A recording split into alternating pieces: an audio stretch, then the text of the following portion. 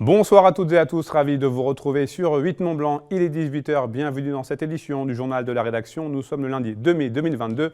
Au sommaire ce soir, la source Bonneval existe depuis plus de 2000 ans sur les hauteurs de Bourg-Saint-Maurice et depuis un an, elle est enfin commercialisée. Une première pour cette source chargée d'histoire. Nous avons pu visiter l'usine dernier cri de cette entreprise locale. Reportage à suivre.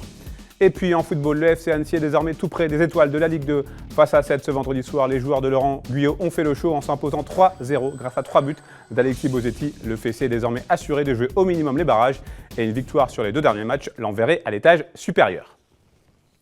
Direction Bourg-Saint-Maurice pour débuter cette édition. C'est là-bas, en Tarentaise, qu'est née l'eau minérale naturelle de Bonneval depuis un an. Et pour la première fois, cette eau est commercialisée grâce à une usine d'embouteillage très moderne basée à Sées. Reportage. C'est ici, au lieu-dit de Bonneval-les-Mains, dans les hauteurs de Bourg-Saint-Maurice et dans le prolongement de la route du Cormet de Roseland et juste à côté du torrent des Glaciers, que l'eau minérale naturelle Bonneval prend sa source. Et c'est même précisément sous cette dalle que se trouve le point d'émergence. L'eau de Bonneval, qui est cette eau plurimillénaire, elle tombe donc à plusieurs milliers de mètres d'altitude, donc sur nos sommets, soit sous forme de neige, soit sous forme d'eau.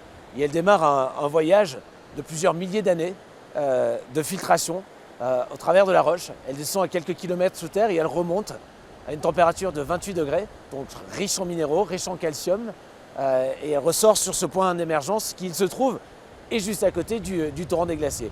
Et historiquement, cette eau s'est toujours jetée dans le torrent des Glaciers. Direction ensuite la zone industrielle de Sées, très précisément, pour découvrir l'usine d'embouteillage ultra moderne de la marque, effective depuis maintenant un an. Ici, près de 20 000 bouteilles sont produites à l'heure dans ces quelques 2000 mètres carrés de machines. Le marché de l'eau en France est un marché qui est polémique.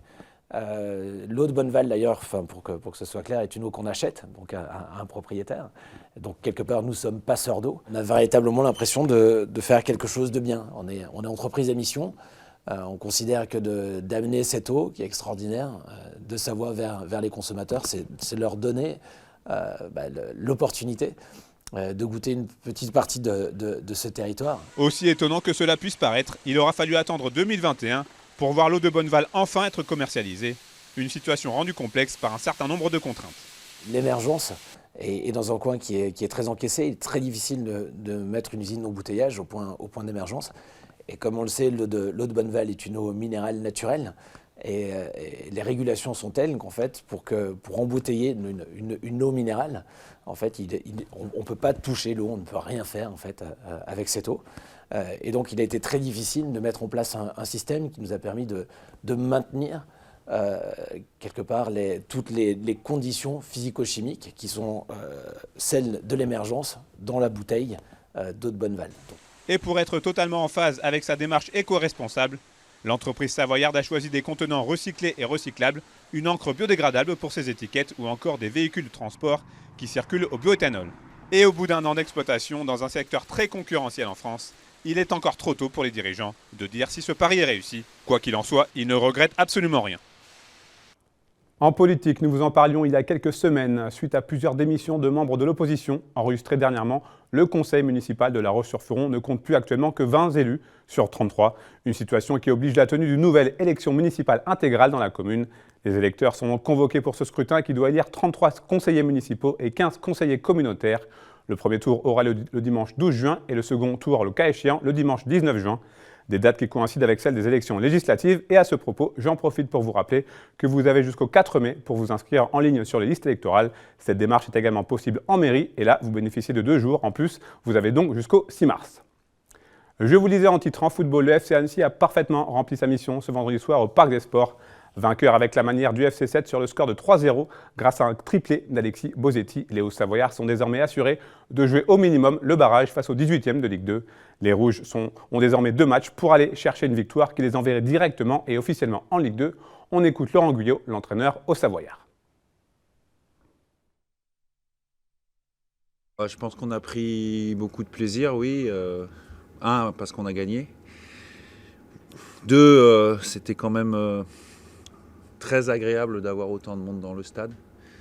Et le match a fait que du coup ça a emmené un petit peu tout le monde pour participer. Donc c'est quelque chose qu'on n'avait pas l'habitude d'avoir à domicile avec autant de personnes. On a toujours eu des gens qui nous ont poussés, qui nous ont soutenus, mais c'est vrai que quand on est au milieu de terrain à la fin du match dans le rond central et qu'on voit tout ce monde dans les tribunes, ça fait plaisir. Donc il reste un match à domicile à faire, le dernier. J'espère qu'on sera au moins aussi nombreux, pourquoi pas plus. En tout cas, voilà, j'espère que ça a donné envie aux gens de revenir. Et puis ça montre qu'à partir du moment où on a une équipe à Annecy qui flirte avec, on va dire, un très bon niveau, il peut y avoir un engouement populaire. Donc c'est hyper agréable à voir, à vivre. Et puis on espère que ça va continuer à avancer dans ce sens-là. Maintenant, on a une première balle de match. Là, on sait qu'effectivement, si on gagne le prochain match, on n'aura pas à se poser la question des autres. Et c'est aussi ça qui est agréable, c'est qu'on a le destin entre nos mains et donc il faut se préparer pour aller chercher ce résultat. Place à présent à mon invité du jour et j'ai le plaisir de recevoir ce soir un habitué, l'antenne de 8 Mont-Blanc, François Bonifazi. Bonsoir, merci d'avoir accepté notre invitation. Vous êtes le directeur du cinéma La Turbine et aussi le président du CDPC, le Centre départemental de promotion du cinéma. Avant toute chose, pouvez-vous nous présenter votre structure ? Alors j'en suis directeur du Centre départemental. C'est une association qui a pour ambition de faire vivre, d'animer du cinéma dans les quartiers, dans les villages. Le cœur de notre association, c'est une quarantaine de points itinérants dans les villages de Haute-Savoie, d'Isère, etc. Mais aussi des lieux plus connus, comme le cinéma La Turbine, le cinéma Le Rabelais et quelques salles fixes que l'on a. Mais c'est toujours une vocation de faire vivre, avec le soutien des collectivités, des lieux de cinéma où le cinéma peut émanciper, faire comprendre le monde dans lequel on est. Alors vous êtes sur ce plateau pour nous parler de la première véritable édition du mois du film européen qui débute ce mardi. C'est bien dit, c'est la première véritable parce qu'il y a eu 3 essais avant, 2 Covidés on va dire, et une il y a 3 ans qui n'était qu'à La Turbine. Et là cette année on a mis les petits plats dans les grands, on a fait une belle édition. Il y a 18 salles qui participent. Il y a une 50aine de films, il y a 130 séances, des invités, des animations sur l'idée du film européen. C'est vraiment cela qu'on voulait défendre. L'Europe n'est pas quelque chose d'uni. L'Europe est très différente. Il y a des cinématographies incroyables, des cultures incroyables, des façons de vivre, d'être très différentes. Et on avait envie de montrer ça à l'écran parce que c'est une cinématographie aussi qui a du mal à être montrée dans les salles, et pourtant on sait bien qu'elle est très très très intéressante. Alors les films qui vont être projetés, ce sont des films qui n'ont pas bénéficié de l'exposition qu'ils auraient dû avoir, dû forcément à cette reprise compliquée. Voilà, tout à fait, c'est une édition intéressante, malheureusement, parce que beaucoup de films qui sont programmés sont déjà sortis en salle et ils n'ont absolument rien fait comme entrée. Un film, par exemple, comme Une vie d'aimante, qui sera projeté vendredi à l'inauguration La Turbine, a fait, je crois, 10 entrées à Annecy quand il est sorti. Donc c'est comme s'il était inédit, c'est comme s'il n'existait pas. Et des films comme ça, on en a une quarantaine, ça montre et ça illustre aussi la période dans laquelle, je l'espère, on va sortir. Ce n'est pas le cas pour l'instant, mais en espérant que des événements comme le mois du film européen puissent y participer. Justement, on s'était rencontrés il y a à peu près un an, au mois de mai 2021, lors de la réouverture annoncée des cinémas. Un an plus tard, quel bilan vous tirez ? Le brouillard du Covid est parti et il reste... Le monde nouveau est arrivé, en tout cas pour le cinéma. Les plateformes sont là, on peut pas, évidemment, elles sont là.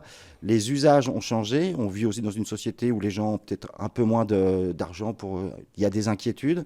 Et c'est vrai que le cinéma souffre beaucoup. On est au niveau national entre 30 et 35% depuis le début d'année par rapport à l'année 2019. Ouais, c'est non négligeable. Oui. Pour en revenir à ce mois européen du film, ce mois du film européen, plus précisément, quelles sont les grandes lignes du programme que vous avez concocté pour le public ? L'idée, c'était déjà de mettre en avant les films qui étaient diffusés. Donc, la ligne éditoriale, on a pris les films qu'il y avait et on a évidemment sélectionné ceux qui étaient de meilleure qualité. Et il s'avère qu'on a beaucoup de films du Nord, finlandais, norvégiens, aussi des films portugais, des films grecs, beaucoup de films anglais, notamment 2 films musicaux très intéressants. Et évidemment, on a 2 films qui traitent de l'Ukraine, évidemment. Parce que vous êtes donc dans l'actualité avec donc 2 films retenus, 2 films ukrainiens. Voilà, ça c'était important. On ne pouvait pas ne pas parler de l'Ukraine dans ce moment. Quand on a fini d'élaborer, la crise est arrivée et on s'est dit le cinéma à sa place. On va passer le très beau film Rhino d'Oleg Sentsov qui sera inédit. Oleg Sentsov, Pour ceux qui connaissent, c'est ce réalisateur qui a été mis en prison quand il avait critiqué l'annexion de la Crimée en 2015. Donc on est très content d'avoir son prochain film, ça sera un inédit à ne pas rater. Et je pense que la ligne éditoriale, la programmation, elle illustre vraiment notre société du moment. D'ailleurs, il y a un très beau film qui s'appelle Qui à part nous, qui parle de la jeunesse espagnole. Et ça, c'est un film, c'est un petit marathon de 3h40 qui se voit comme un court-métrage de 12 minutes. Et vous sortez de ce film-là, vous êtes différent déjà, et vous avez un regard sur notre jeunesse européenne, espagnole, très différent. Vous l'avez évoqué, l'Europe de l'Est et l'Espagne ne sont pas en reste pour ce mois du film. Ça, c'est très important. On a fait 2 focus, un sur l'Europe centrale, un autre sur l'Espagne. C'était pour illustrer aussi les pratiques de cinéma qu'il y avait sur l'agglomération d'Annecy, autour de l'Espagne et de l'Europe centrale. Ça, il fallait qu'on le conserve parce qu'il y a des associations sur Annecy, il y a des comités de jumelage qui ont leur cœur en Europe centrale, qui ont leur cœur en Espagne. Et évidemment, nous, on s'est battus pour que toutes les associations, aussi bien cinéphiles que comités de jumelage, puissent nous accompagner. On a fait ce travail ensemble. Ce n'est pas que quelqu'un dans sa tour qui a pondu le programme. Ça a été vraiment une affaire très collective avec beaucoup d'associations et évidemment le territoire de la Haute-Savoie et d'Annecy. Un mot sur le prix Lux. Alors le prix Lux, ça c'est un lien directement avec le Parlement européen. Ce sont 3 films, Flea, Great Freedom et puis le dernier, je vais y arriver... Pas vous aider. Flea, Great Freedom, ah là là, trou de mémoire. Et enfin voilà, ce sont 3 films qui sont vraiment, vraiment exigeants. La Voix d'Aïda, qu'on avait déjà passé. Et ce sont 3 films qui ont été sélectionnés par le Parlement européen. Et il y a un vote, il y a un jury qui doit être fait autour de ces 3 films. Alors pour ceux qui nous regardent, sachez que les 3 séances auront lieu samedi. Ce sont des entrées gratuites, offertes par le Parlement européen. Et à l'issue de ces 3 séances, on va échanger pour savoir lequel des films on a préféré, ou chaque spectateur a préféré. Il y aura un petit pot à la suite. C'est intéressant. Toujours. Dernière chose, vous l'avez dit précédemment, 18 salles, notamment, j'imagine, des salles du bassin annécien. Voilà, alors le cœur est à Annecy, évidemment, parce qu'il y a 130 000 habitants, il y a beaucoup de salles. Mais nous, comme je vous disais tout à l'heure, le Centre départemental de promotion du cinéma, on aime les villages, on aime aussi sortir. Donc il y a 13 salles qui nous ont suivis, et notamment le cinéma La Trace, à Villars, qui a repris une 15aine de films, qui fait aussi une soirée fantastique, on pourra en parler tout à l'heure. Et il y a une tournée départementale de 2 films, Flea, qui a le prix à Annecy, un film d'animation l'année passée, qui sera en avant-première et qui fera une tournée départementale. Et ce très beau film qui est Ninja Baby, et sur une grossesse non désirée, mais avec un ton un peu rock'n'roll d'une fille qui dénote un peu dans son attitude, et ça fait du bien. Dernièrement et rapidement, vous venez de le dire, un mot sur ces tournées départementales qui ont aussi lieu dans le cadre de ce festival. Nous, c'était important. C'était important de ne pas avoir une centralité annécienne, voire même que Turbine, que Rabelais, que le Mikado. Il fallait à tout prix que ça sorte, parce qu'il y a des salles qui attendent, il y a des salles qui ont envie d'événements comme cela. Et c'est vrai qu'on a fait la proposition il y a 2 mois. Et il y en a beaucoup qui ont répondu, et j'imagine que l'année prochaine, il y aura encore plus. À noter qu'il y a beaucoup de salles aussi du cinéma itinérant qui sont dedans, et ça nous ravit. Merci beaucoup, François Bonifaci. Bon mois européen du film. Je rappelle les dates, du 2 au 31 mai. Ça a commencé ce soir. Ça commence tout à l'heure. Merci. Merci beaucoup. Merci. C'est la fin de cette édition. Merci à vous pour votre fidélité à l'information sur 8 Mont Blanc. Merci à toute l'équipe. Tout de suite, la météo présentée par Thierry Paune. Rendez-vous juste après avec une rediffusion de Panorama présentée par Emmanuel Jaude et consacrée cette semaine à l'écosystème et à la biodiversité. Passez une très belle soirée. Prenez soin de vous et de vos proches. Je vous retrouve ce mardi pour un nouveau journal.